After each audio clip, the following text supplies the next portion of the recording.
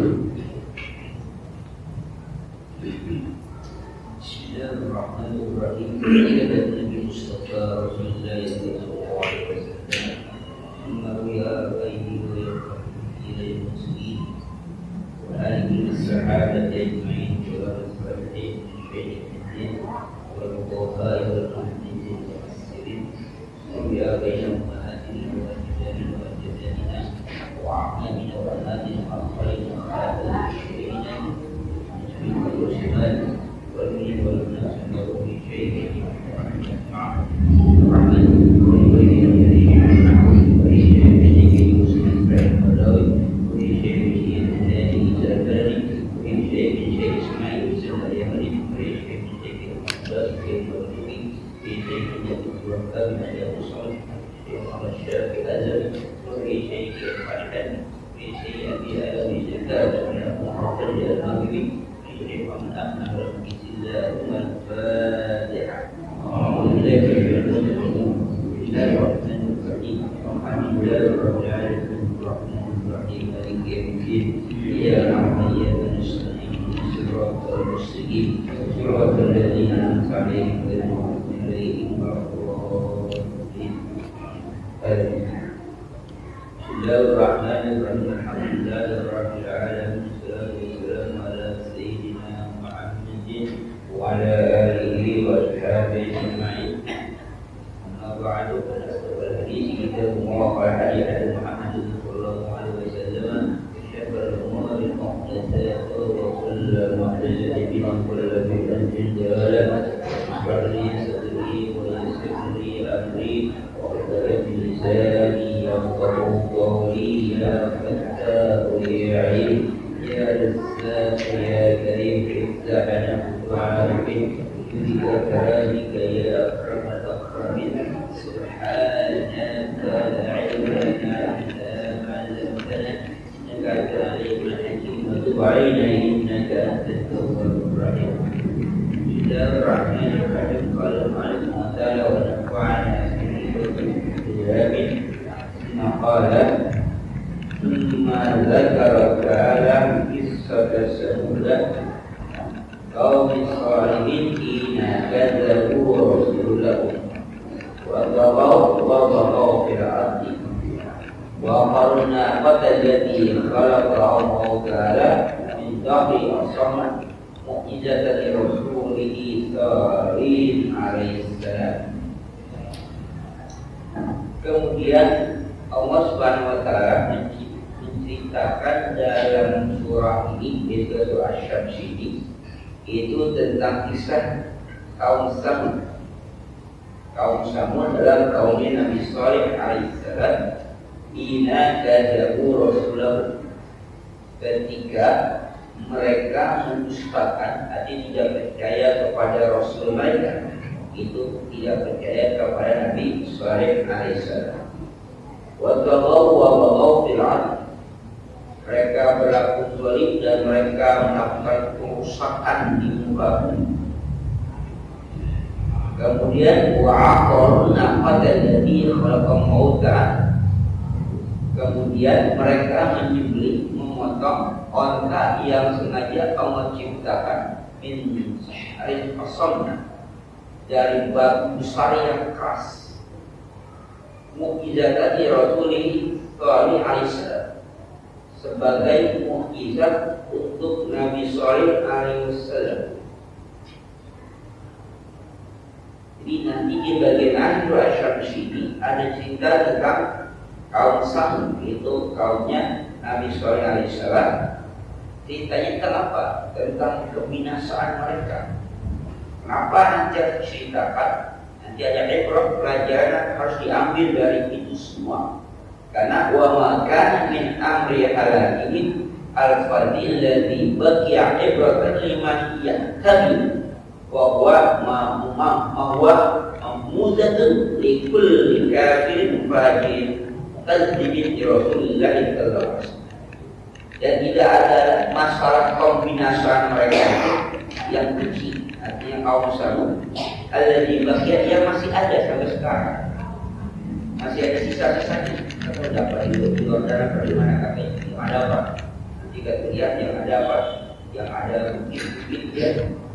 Jadi yang masih tersisa ibratan yakan dimaya sebagai pelajaran bagi orang yang mengambil pelajaran dan sebagai contoh, kemudian ini sebagai contoh bagi setiap orang kafir yang fajir yang mendustakan Rasulullah Subhanahu wa Ta'ala. Nanti di akhir surah ini ini ada kisah tentang kaum Samud, kaum Nabi Saleh, yang mereka dibinasakan oleh Allah Subhanahu wa Ta'ala akibat kesombongan mereka yang menyembelih onta yang menciptakan dari batu yang keras. Kenapa kemudian mujizat Nabi Saleh itu onta dan ontanya itu terbuat dari batu? Karena kaum Samud ini kaum yang punya di samping kecerdasan otak itu punya kekuatan fisik. Mereka itu membangun rumah itu mengukir gunung yang sekarang masih ada ya pada gunung-gunung itu diukir, dibobok, jadi bukannya batu bongkar Pak, gunung yang segede itu dibikin rumah, dibobok dalamnya itu menjadi tempat yang apa? Tempat yang mewah. Sampai sekarang itu masih ada bentuk, belum hancur, bisa dilihat, bisa disaksikan. Maka dikatakan bakhil masih ada sisanya, ibratan supaya menjadi pembelajaran lima yang tadi bagi orang yang mengambil pembelajaran. Nah, mereka begitu bangganya karena kehebatan mereka, gunung yang keras itu bisa mereka pahat menjadi rumah. Ya ibarat ini kalau bangun masjid kayak macam begini, itu dari gunung yang kokoh dibikinin begini, dalamnya itu kokoh dalam. Karena kalau nggak punya tingkat kecerdasan, kepintaran dan kekuatan fisik itu nggak bisa itu. Jadi mereka bangga betul dengan kehebatan itu. Nah, biasanya para rasul itu membawa mukjizat untuk mengalahkan kehebatan mereka. Ketika Nabi Isa alaihissalam mukjizatnya dapat menyembuhkan orang sakit, bahkan dapat menghidupkan orang mati. Karena pada saat itu yang berkembang ilmu kedokteran, yang mereka bangga dengan apanya? Dengan teknik kedokteran mereka. Nah akhirnya kepandaian arti mukjizat Nabi Isa alaihissalam tidak bisa tertandingi ketika Nabi Isa dapat menyembuhkan sakit yang dianggap sebagai sakit kutukan. Apa ini? Ya kita mungkin sekarang disebutnya lepra. Itu dianggap mereka sakit kutukan, bukan bisa disembuhkan, tapi Nabi Isa bisa menyembuhkan. Bahkan yang lebih dahsyat lagi dapat menghidupkan yang mati, bisa dihidupkan kembali, itu nggak ada obat. Itu ingin mengalahkan apa? Kita mengalahkan kepandaian kaum Nabi Musa diberikan mukjizat dengan tongkat yang bisa berubah jadi ular. Ingin mengalahkan apa? Kekuatan tukang-tukang sihir. Nah, Nabi Saleh diberikan mukjizat dengan onta yang ontanya itu terbuat dari batu yang keras. Apa yang ingin ditunjukkan? Kalau kalian bisa mengukir gunung dari rumah, jadi bentuk yang hebat-hebat dengan kekuatan fisik mereka, tapi kalian tidak bisa mengukir atau menciptakan yang bisa bergerak, bisa hidup dari benda yang mati itu, dari batu. Tapi kemudian Allah membuktikan onta diukir dari batu besar jadi persis seperti onta, tapi kemudian bisa hidup. Itu untuk mukjizat. Apa yang dimaksud mukjizat? Mukjizat dari ajaza itu mengalahkan. Ajaza itu yang melemahkan. Kalau Nabi punya mukjizat, apa yang melemahkan? Melemahkan kekuatan orang yang menentang. Jadi mukjizat itu berguna untuk mengalahkan orang yang menentang, yang melawan, supaya mereka beriman. Tapi pada hakikatnya tetap saja mereka tidak beriman. Nah, orang yang beriman tidak perlu mukjizat. Orang yang beriman tidak perlu mukjizat. Kita nggak perlu menanyakan apa mukjizat Nabi Muhammad, tidak perlu, karena kita sudah beriman. Yang perlu mukjizat itu beriman. Artinya Yang nggak percaya, dia butuh, ayo buktikan kalau kamu itu nabi apa begitu. Kalau kita enggak. Kenapa? Kita nggak perlu mujizat, nggak perlu tahu mujizat macam-macam. Kenapa? Kita sudah beriman. Karena kita nggak perlu dikalahkan yang mujizat itu. Yang mujizat itu hanya untuk mengalahkan. Karena dikatakan jaza, melemahkan. Melemahkan siapa? Melemahkan musuh atau orang yang ingkar terhadap Rasul atau utusan Allah. Maka memberikan yang mujizat yang bisa mengalahkan. Maka kaumnya Nabi Musa alaihissalam yang pertama kali tahu kalau itu mujizat itu kan dia. Orang itu tahu itu bukan sihir, itu mujizat. Kaum Nabi Saleh begitu bangganya mereka punya kekuatan sangat luar biasa sampai mereka bangga dengan apa bangunan itu isinya tahan dengan mungkin kalau cuaca sih mungkin bisa lebih tahan, artinya goncangan pun mereka merasa nggak akan runtuh. Tapi bagaimana cara mereka dibinasakan? Mereka punya kekuatan yang sangat luar biasa macam itu. Mungkin kalau sekarang tuh bulan kita tembus kali dia. Tapi bagaimana mereka itu bisa dibinasakan? Tidak sulit bagi Allah untuk menunjukkan kesombongan manusia, kesombongan hamba. Jadi mereka itu mati di dalam rumah mereka, di dalam bakar, di dalam gedung-gedung gunung yang mereka pahat dalam itu dengan tebalnya luar biasa, nggak tembus dingin, nggak tembus panas.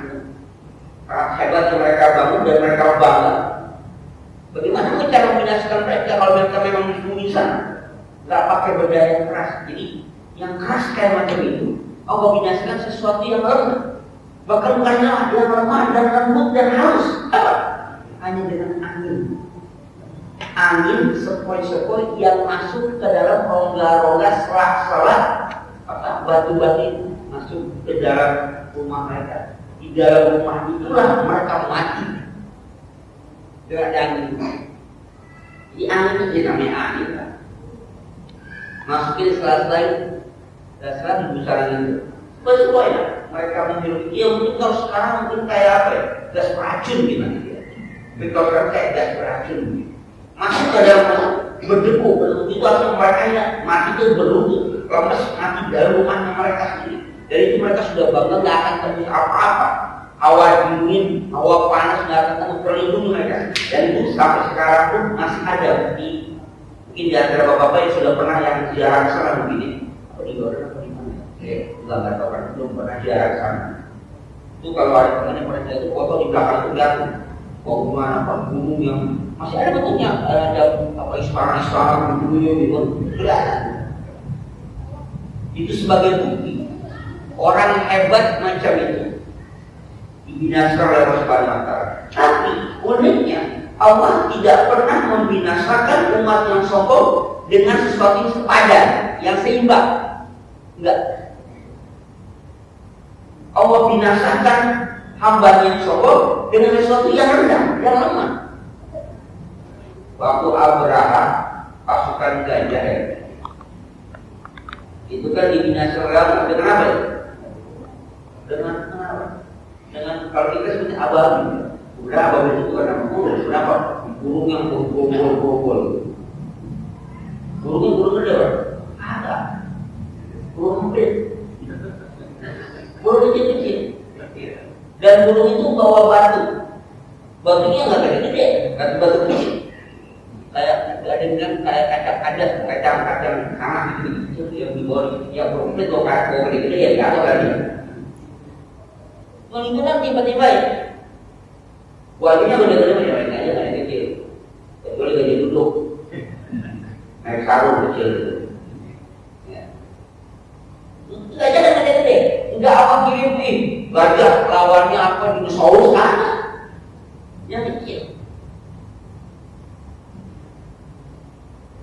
Firaun dibinasakan oleh Allah Subhanahu wa Ta'ala bukan dengan pasukan yang besar, dengan anak-anaknya sendiri. Nabi Musa AS yang diremehkan, yang rendahkan, bahkan ngomongnya aja cadel. Nabi Musa itu ngomongnya cadel, maka dinampingi dengan Nabi Harun AS. Dari itu bukan karena sengaja, bukan karena ini, karena sengaja artinya apa? Ketika kecil Nabi Musa makan apa? Makan bara api. Ya, karena mau dibunuh oleh Firaun. Kata Firaun, ini mah bukan anak kecil, ini pasti setan ini. Kenapa? Masa anak kecil disenari jengotnya Firaun kalau jenggotnya dihukum gitu. Tapi karena bininya saya, yang namanya Asia, katanya itu anak kecil bagaimana coba kalau yang anak kecil kasih dia bara api, kalau anak kecil pasti dia hidup. Dia makan di bara api, dikasih tuh bara api. Jadi kata Firaun, kalau nanti dia nggak makan di bara api, berarti ini bukan anak kecil, misalkan ini bunuh aja sekalian. Ya mau berikan petunjuk, dipegang bara api, dimakan ya. Nabi Musa akhirnya tidak didirikan. Maka kemudian ketika berdakwah didampingi oleh Nabi Harun. Memang mutlak itu jadi. Jadi Firaun jatuhnya bukan dengan tentara pasukan Musa ada. Dengan sekian Nabi apa? Dengan Nabi Musa nggak punya pasukan kan? Nabi Musa nggak punya pasukan. Allah binasakan Firaun dan kesombongannya. Nabi Musa punya pasukan, nggak punya pasukan. Nabi Musa Bani Israil. Suku Firaun itu orang asli Mesir, suku Inti. Jadi Musa bukan orang Mesir. Apa? Orang Israel, Bani Israel.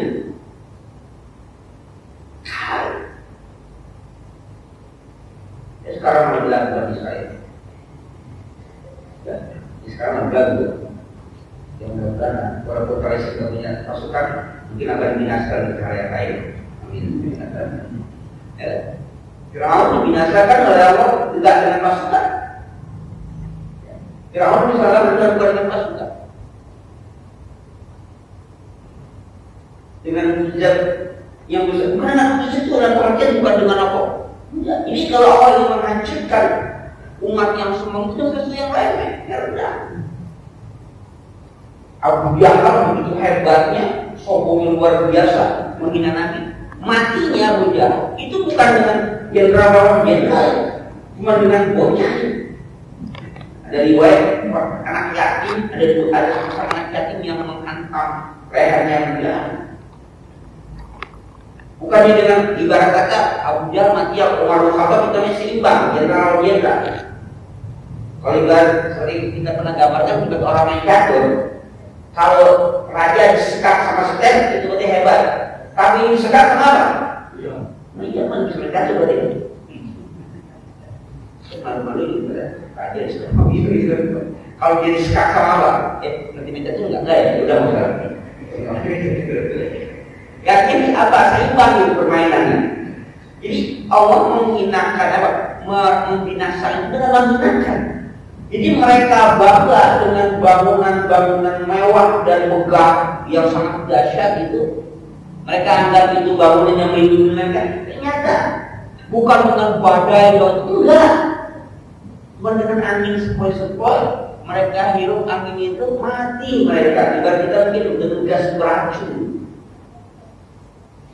Yang coba-coba sombong-sombong Pak, tidak apa-apa tidak. Berapa banyak orang sombong-sombong gitu kan? Karena hancur, belum mati saja sudah disiksa oleh Allah di dunia. Nggak ampunannya kita. Allah pun nggak suka pada orang-orang yang sombong. Ya. Dan kesombongan ini didasarkan apa? Dengan sesuatu yang meremehkan, yang merendahkan mereka, bukan ngelawan dengan seimbang, enggak ada dengan seimbang. Allah Maha Kuat. Kita yang kecil yang dianggap mereka itu remeh, gitu. Mereka mau binasakan. Nah maka dikatakan masih ada apa? Masih ada bekas-bekasnya, bakia, masih tersisa kata Mubashir peninggalan dari kaum Sam itu. Ya boleh sekali-kali nanti kalau umroh apa ziarahnya itu transit dari Mekah itu bisa melihat ya. Itu untuk apa? Untuk ibrah ya, untuk pembelajaran dari kita. Oh begitu, supaya kita apa? Jangan sampai semacam itu. Jadi kalau ada sesuatu itu dia bisa bermanfaat. Kayak orang berziarah, apa tujuan ziarah? Kita zikiratul maut atau kita zikiratul akhir. Orang ziarah itu untuk ingat mati atau ingat akhirat. Kita ziarah jauh-jauh, kalau sama ke Madura, ke Manapel, Yang ingat apa? Oleh-oleh pulang buah-buahan. Ingat mati nggak? Apa ingatnya apa? Ingatnya oleh-oleh. Keberita jalan sama sekolah pulang itu sedar. Botas, terbuat kulit. Ingat mati agak. Berarti sudah tiada untuk ingat mati. Apa kita ingat? Ini orang kita nggak kenal, kita nggak tahu siapa. Nah, kami nggak tahu. Kita mah dengar cuma dari puncaknya doang kan. Puncaknya cerita gini-gini gitu kan. Itu ukuran sih kalau puncaknya mau jadi banyak bicara itu. Dia berkaitan dengan ukuran jadi puncak ya. Itu ukuran buku berkait begini kalau asap-asap itu kan kalau itu juga begini kan. Banyak sejarah Aisyah, tradisi kan begitu kemudian nggak boleh ada untuk kuning apa, mau boleh gitu. Nah jadi macam-macam sejarah. Tujuannya kita tidak tahu, ingat mati. Tapi kenyataannya kita ziarah karena apa? Apa ingat mati? Kita ziarah karena ingat mati. Nah kalau ziarah membuat ingat mati, yang mesti jauh-jauh. Engkau yang nggak pernah ziarah, jauh-jauh diziarahin. Engkau sampai rumahnya dia sudah ziarahin. Atau yang dipelihit kita ziarahin. Jauh-jauh itu diziarahin. Kenapa? Apa kabar? Maka saudara sebutnya wisata religi. Wisata religi, apa yang ziarah? Karena namanya wisata religi, ada apa? Ziarah kubur. Kan? Kita dengan apa? Dengan membahasakan apa? Yang keren-keren. Kalau ziarah kubur mau apa bahasnya? Wisata religi.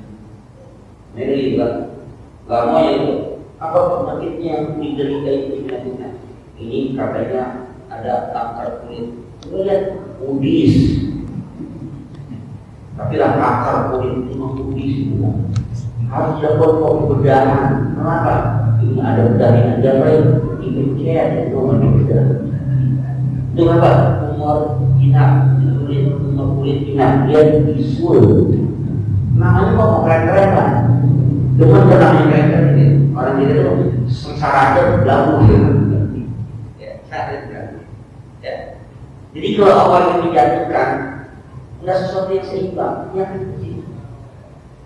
Yang kecil menjatuhkan kesombongan manusia. Karena Allah nggak suka dengan orang yang sombong. Maka kisah Samud ini Allah hancurkan karena kesombongan mereka. Punya yang begitu hebat kekuatan fisik, kekuatan intelektual hebat, Allah jatuhkan dengan sederhana. Jadi apa? Nggak perlulah kita sombong-sombong dengan kekayaan dan maka nanti di ayat ini kita diingatkan jangan sampai seperti kaum Samud naudzubillah. Wa qad khatamat suratul karimatu bi annahu ta'ala la yaqafu aqibata illahim wa tadbirihim li annahu la yus'alu amma yaf'al wa hum yus'alun. Nah, pada akhir surah ini nanti Allah akan mengatakan As-suratul karim bi'annahu ta'ala la yakhaf. Allah itu tidak takut. Apa yang dimaksudnya tidak takut? Tidak takut dengan sebab akibat dari membinasakan mereka. Jadi mereka kuat-kuat tuh, hebat-hebat. Disangkanya tuh kalau Allah binasakan Allah akan takut. Jadi dijelaskan Allah nggak takut. Maka ayat mengatakan la yus'alu amma yaf'al. Allah tidak ditanya apa yang Allah perbuat. Bahkan mereka yang akan ditanya adalah dimintai bertanggung jawaban. Jadi Allah membinasakan umatnya nggak akan ditanya. Loh, dia yang berkuasa. Karena memang pernah terjadi Allah binasakan ketika Rasulullah menceritakan tentang yang tadi saya katakan tentang Ka'bah Abraha yang ingin menghancurkan Ka'bah. Kan Siti Aisyah, dia Rasulullah. Di situ kan yang ikut dalam pasukan nggak semuanya, orang-orang. Kalau kita nggak semuanya militer, ada pedagang yang ikut dalam rombongan itu. Tapi ketika Allah binasakan, semuanya binasakan. Di bagaimana? Kata Rasulullah, semua akan terkena azab itu karena dia dan kelompoknya. Tapi wahum yub'asuna biqadri niyyatihim. Nanti dibangkitkan mereka apa? Berdasarkan niatnya masing-masing. Tapi ketika dibinasakan, semua kena. Kenapa semua kena? Karena wilayah itu memang wilayah yang harus dihancurkan.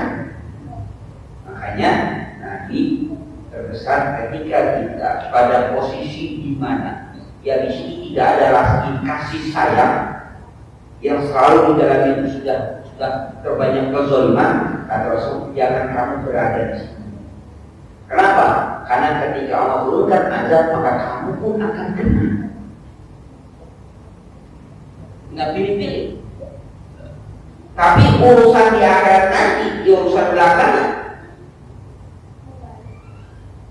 na'udzubillah, kayak Israel, yang Palestina. Ya kan yang meninggal bukannya orang-orang pasukan Hamas, anak-anak kecil, orang perempuan harus dibebani oleh mereka. Kenapa? Karena mungkin saja di situ ada pasukan Hamas. Karena ini sasaran pokoknya apa? Udah jalur Gaza habisin. Jadi situ kan banyak orang juga. Tapi kalau Allah bertanggung jawab, mereka akan dibangkitkan dengan apa? Niat masing-masing. Tapi Rasulullah mengantisipasi. Jangan kamu berada pada tempat yang Allah turunkan azab. Di mana itu? Satu, di tempat yang keras. Nanti kalau mengatakan di tempat yang tidak ada kasih sayang. Yang kedua, yang banyak kezaliman. Jangan berada di sana. Karena keberadaan itu akan mengakibatkan kecelakaan bagi dirinya. Dan kadang-kadang namanya manusia pada kondisi ada yang zalim tapi akhirnya baik, ada yang baik akhirnya seperti orang yang contoh untuk bilang. Misalnya bapaknya si rajin ngaji, tapi sudah lama sholat juga. Terus nyari motor, bawa mana nggak dipakai, di mana itu anak ini bawa dari diskotik,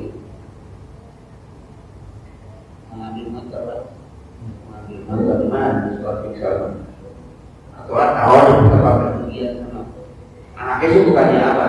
Bukannya pelaku maksiat, mungkin oleh doang dia, tukang sapu kali gitu. Jadi tidak terbawa kalian. Anaknya di mana ya? Oh anaknya di dalam. Masuk dia ke dalam, ngapain? Ambil kunci motor. Alhamdulillah ketika masuk ke dalam, diskotik kebakaran. Ya kan? Diskotik kebakaran. Oh, itu jangan tempat maksiat. Alhamdulillah tidak gitu. Ketika itu ditulis di koran, korban kebakaran diskotik. Wahyu, Yoni, dirumuskan Haji Muhammad Yusuf. Haji Muhammad. Ada haji. Kenapa? Katanya ketahuan pada haji Muhammad. Ya Allah, aku haji ada di diskotik. Karena bukan mau berbuat maksiat, bukan mengambil kunci, nasibnya itu. Ada yang jelek cakap akhirnya. Orang orang, kabur dia tak, kabur dia tak cakap, hari kemahnya. Mensepi, belajar sepi. Depan itu sepi. Tiba mungkin dia tak mati. Kata orang, cakap mati yang bisa lebih dulu. Bilang lagi begitu apa? Apa dia mati? Jatuh tuh melanggar. Tiba mati. Jatuh luar biasa. Aku orang mati daripada dibongkar dia menunggu bingung lagi. Wah daripada ketawa udah lah masuk mengaji. Mungkin ini pas langsung itu. Kemudian kebetulan jatuh tuh laku. Mati dia. Ada orang cakap matinya daripada sudut. Berapa dia menunggu? Sesuatu yang belum tentu. Jadi tempat itu bisa memposisikan kita berakhir. Tapi Rasulullah mengatakan, "Yo asmi qadri niyatin." Nanti dibangkitkan sesuai apa? Niatnya masing-masing. Walaupun kata itu kan urusan belakang, urusan awas. Jadi Allah menyiksa hambanya di dunia nggak akan diminta pertanggungjawaban. Walaupun yang mati itu ada orang lain. Tapi wahum yus'al, justru mereka yang akan dimintai pertanyaannya. Itu ya Allah kan saya nggak dosa ada di situ. Kenapa ketika mereka diazab saya ikut-ikutan? Jadi balik lu ngapain ada di situ?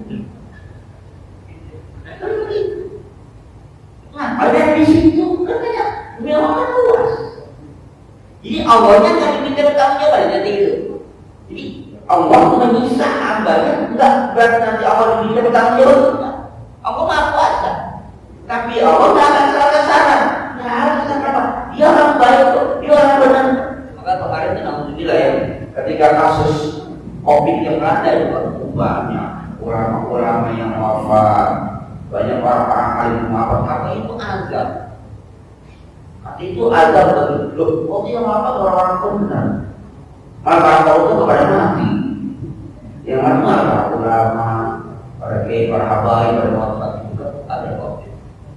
Ya kita nggak mengatakan itu ada kemudian yang meninggal dunia itu yang enggak kan? Kalau itu ada, ketika itu kena suatu wilayah, sebagai warga atau tahun, dia siapapun yang disewa akan kena. Untuk memberikan pembelajaran dari kita, bukan berarti kita yang salah, bukan salah nanti gua orang baik gitu. Ya enggak. Jadi di akhir surah ini Allah akan menjelaskan bahwa Allah tidak khawatir akan ditanya tentang akibat atau binasakan kaum Tsamud, kaum Nabi Shalih. Enggak. Bahkan justru mereka yang yus'alun akan dipertanyakan, dimintai pertanggungjawaban. Ya. Selanjutnya al-duha ini tafsir bahasa. Duha, misalnya ayat wasyamsi wa duha. Apa itu duha? Dauha, artinya apa? Cahayanya. Wadduha itu waktu irtifai syamsi awalin nahar. Duha itu adalah waktu tingginya matahari awal siang. Itu duha. Kalau dalam pelajaran fikih disebut apa? Ketika matahari sudah segala atau segala. Dulu kita belajar fikih segala atau segala lakukan. Segala itu buat nyengget apa nyengget apa nyengget nyolok kamu nyengget apa ambil ya dulu itu ada garam ya garam itu nah kita mau jambu nih ya di jambu tuh pakai garam tuh sekarang bercanggih pakai lemon sekarang pak namanya sepenggalan. Jadi garam itu paling berapa kan 2 meter ya 2 meter atau 3 meter maka pegangnya itu susah 2 meter paling. Nah, artinya itu kalau dalam fikih itu waktu duha itu ketika matahari sudah tinggi sepenggalan gitu. Jadi segala itu ya berapa sih? Dari ufuk itu kita 3 meter ke atas, nah, masuk waktu duha. Karena dia sudah bercahaya, sudah menyinari semuanya. Kalau dalam fikih itu begitu ya. Kenapa sih ngomongnya apa? Ngasih ilustrasi itu segala biar bisa dipahami, biar bisa ngerti. Tapi yang ngerti pada masa itu, pada masa sekarang, agak hidup. Segala apa? Saya lihat apa? Metik jambu, gimana fokusnya metik jambu pakai nyengket? Orang kita yang nggak pakai nyengket gitu kan sekarang. Nah jadi ilustrasi itu tergantung pada masanya. Hadis fikih itu diciptakan atau dijelaskan. Kalau sekarang nggak ngerti, maka kita harus update informasi. Bagaimana cara menjelaskannya? Setelah dia tinggi sekitar 1 meter, 2 meter, itu lebih paham mereka daripada apa? Dengan istilah-istilah begitu. Perjalanan 2 marhalah lebih paham apa? 100 km gitu. Berapa banyaknya zakat kita? 3 mun. Apa 3 mun? Kagak ngerti sekarang. Mun itu apa? Maka dibahasakan 3,5 liter gitu loh, ya kan? Itu sudah ditransformasi bikin bahasa sekarang. Nggak ngerti 3 mun, 1 sok. Apa 1 sok ini? Dibikin betul 1 sok. Untuk zakat kita itu 1 sok. 1 sok itu 3 mun. Sok nggak ngerti, mun nggak ngerti. Maka update status kita, update informasi. Apa isinya 1 sok itu? Oh 1 sok itu ukuran 3 mun. 3 mun apa? Kita bahasakan sekarang sekitar 3,5 liter. Itu kan sudah transformasi bahasa menjadi budaya. Allah menjelaskan tentang duha. Duha itu adalah waktu di mana matahari sudah tinggi. Itu awal siang. Qala al-duha mushtaqun min ad-dhuhr bahwa nusam. Duha itu asalnya mushtaq dari ad-dhuhr. Apa maksudnya? Cahaya matahari. Artinya apabila matahari sudah bercahaya. Itu duha. Terus ada lagi toha. Toha itu di ayat berapa? Dia kata wal arti wa ma toha. Apa itu toha? Bahasa toha wa badda. Kenapa? Dibentangkan, dipanjangkan, dilebarkan. Itu namanya toha. Kenapa? Wal arti wa ma toha. Dan bumi dan dibentangkan. Tidak ada sih teorinya apa? Bumi itu bulat, tidak ada. Di teks ini, di bumi itu apa? Basato, berhampar. Kenapa? Karena Al-Quran berbicara tentang realitas. Kalau dikatakan bumi itu bulat dengan sesuai ilmu pengetahuan, tidak akan pernah ada orang yang percaya pada masa itu. Karena kalau digambarin bulat bumi itu seperti bola, dengan penjelasan pada saat itu tidak ada yang bisa masuk akal. Maka penjelasannya bumi itu dibentangkan. Kenapa? Sepanjang mata kita melihat bumi itu apa? Rata. Kalau dikatakan bumi itu bulat pada saat ayat itu, tidak ada orang yang percaya. Orang Arab lagi. Karena sepanjang mata mereka melihat bumi itu apa? Rata. Maka yang namanya Quran itu untuk menjelaskan pandangan mata manusia bahwa bumi itu dihamparkan. Ya kayak begini tuh hampa tuh bahasa kayak begini, dihamparkan, dilemparkan. Kalau dia bulat, bunda kayak macam itu, logikanya tidak masuk. Maka Al-Quran tidak menyentuh bagian itu, walaupun kemudian nanti dibuktikan bahwa bumi itu bulat. Iya. Tapi ketika manusia berada di atas bumi, mereka akan lihat bumi itu apa? Datar. Ya kan?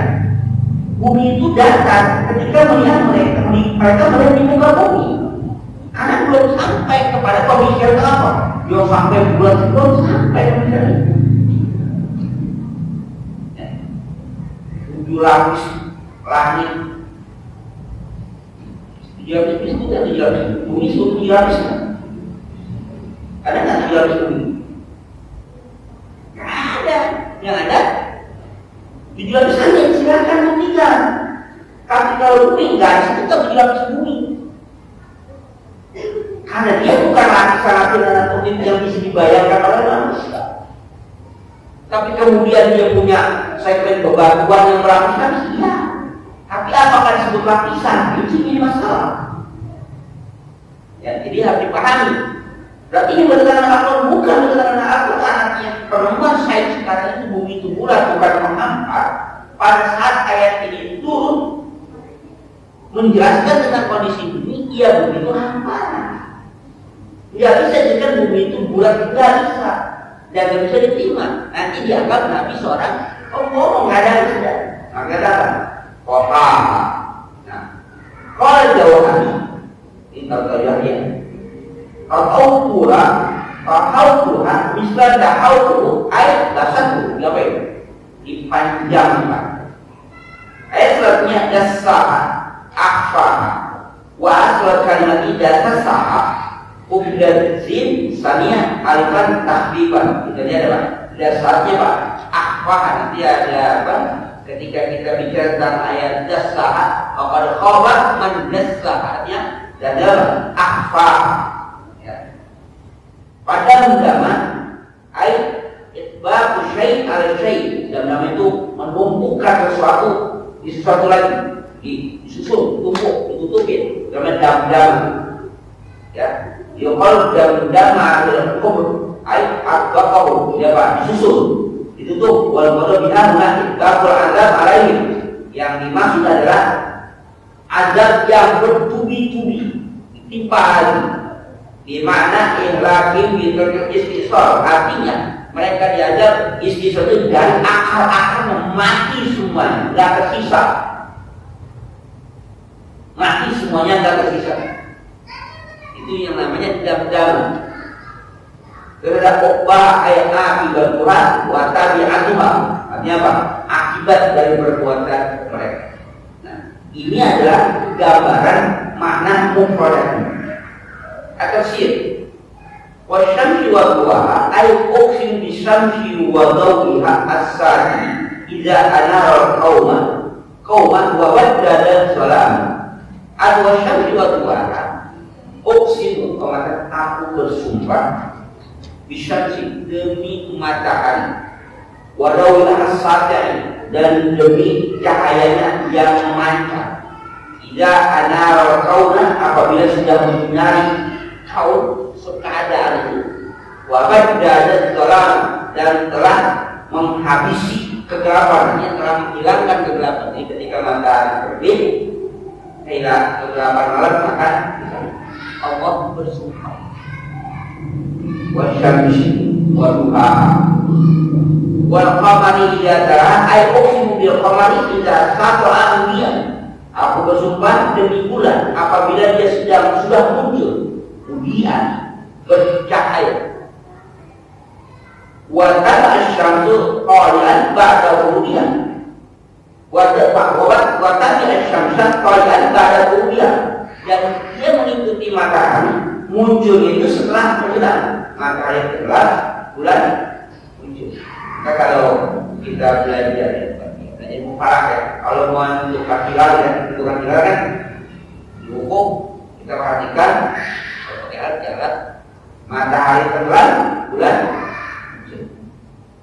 Karena menentukan hilal itu ya, kalau kita belajar mufaraq itu prakteknya udah ditentukan ada segala macam lokasinya, bulan di sana, maka dia akan muncul setelah matahari tenggelam. Bisa.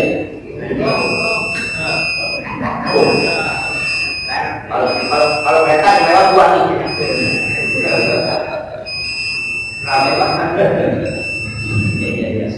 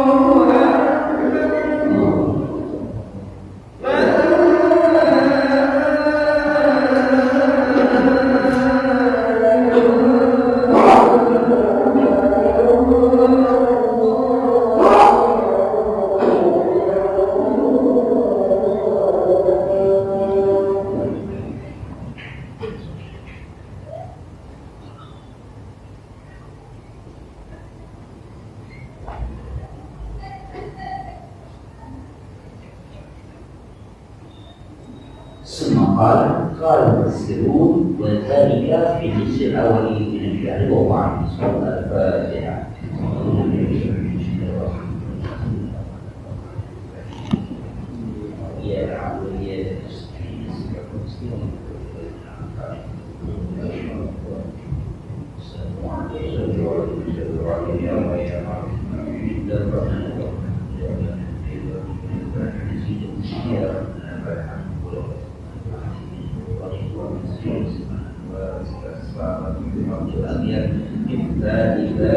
يزال سيدنا محمد المختار وآل محمد عدد ونفعنا لنا وإنا ما يرون ونصبر من يلقون وزدنا علما نعوذ بالله من أن وفعلا زكيا من قبل قلبه ونور لسانا لا تقول نسيت كثير وجعل طيبا مباركا فيه قولاتا صالحا بديعا عريفا أديبا عالما توفيقا حسنا برحمتك ارحم الراحمين.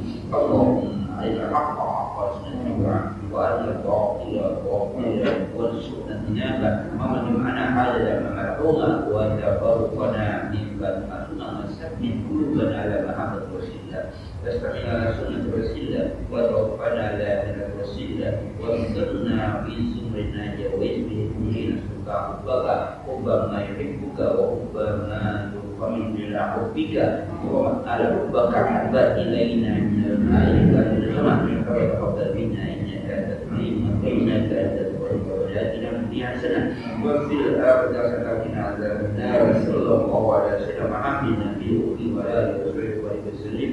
سبحان ربك رب العزة عما يصفون وسلام على المرسلين والحمد لله.